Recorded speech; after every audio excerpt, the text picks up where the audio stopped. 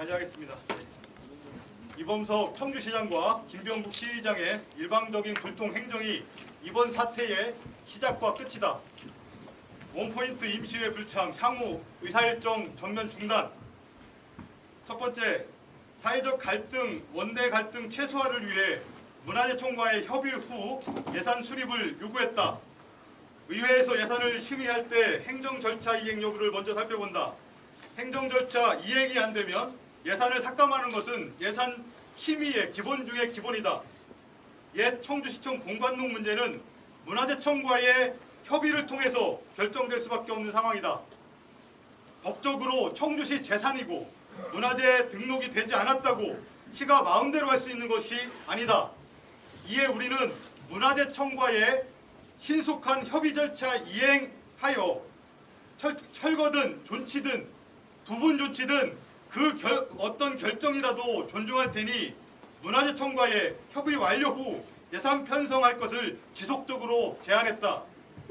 문화재청과의 합의만 빨리 이루어지면 내년 추경 예산에서 예산을 수립하면 되고 2025년 8월 신청사 착공 계획이기에 시청사 건립 일정에는 전혀 하등의 문제가 되지 않는다. 두 번째, 민선 8기 이범석 시장이 들어서면서 청주시 행정의 일관성이 사라졌다. 이범석 시장 취임 6개월 동안 청주시 신청사 문제, 우암산 둘레길 문제, 원도심 경관지구 문제, 중앙역사공원 조성사업 등 청주시 주요 정책은 폐지되거나 뒤바뀌었다.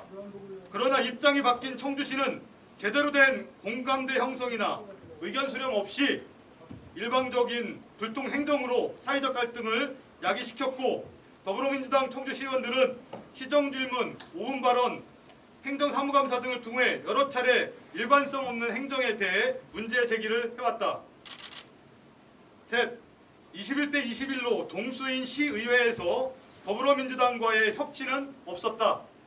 청주시장과 집행부 공무원들은 주요 정책이 뒤바뀌는 과정에서 의회와 소통하지 않았다. 심지어 여당인 국민의힘과도 제대로 소통이 안 된다는 한탄의 소리를 들었다. 이는 이범석 청주시장이 일방 통행식 불통 행정을 펼치고 있음을 단적으로 보여주고 있다. 또한 이를 조정하고 문제 제기해야 할 김병국 의장은 의장으로서의 역할은 수행하지 않고 여야 협치를 위한 노력은 전혀 하지 않았다. 넷, 이에 우리는 2023년도 예산 심의 전에 의장께 갈등 유발 예산 삭감을 요청했다.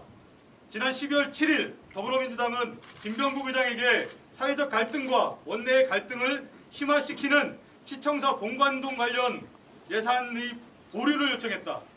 특히 시청사 본관동 관련 기금은 문화재청과 협의 이후에 예산을 수립하는 것을 정중히 요청하였으나 김병국 의장은 절차대로 도시건설위원회에서 삭감되면 예결위에서 부활시키고 본회의장에서 표결을 붙이겠다는 입장을 밝혔다. 김병국 의장은 국민의힘 의원이지만 동시에 42명 청주시의원 전체를 대표하는 의장임에도 야당의 의견은 귀담아 듣지 않았다. 다섯, 원포인트 임시회 개최는 여야 합의로 기금 수정 동의안 통과를 전제로 열기로 했다.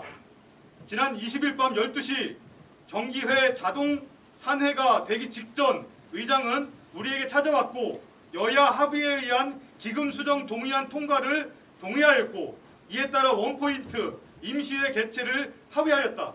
하지만 21일 여야 원내대표 협상에서 여야 합의에 의한 기금 수정 동의안이 아니었다는 황당한 답변을 들었다. 이는 공당에서 있을 수 없는 기만 행위가 아닐 수 없다. 여섯, 이에 우리는 오늘 원포인트 임시회에 등원하지 않는다.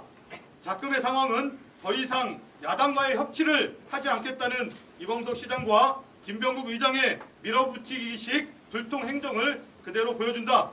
이에 우리는 협치를 위한 대책이 수립되지 않는 한 향후 의사일정을 전면 거부할 것이며 의사일정 파행의 모든 책임은 이범석 시장과 김병국 의장에게 있음을 다시 한번 밝히는 바이다. 또한 더불어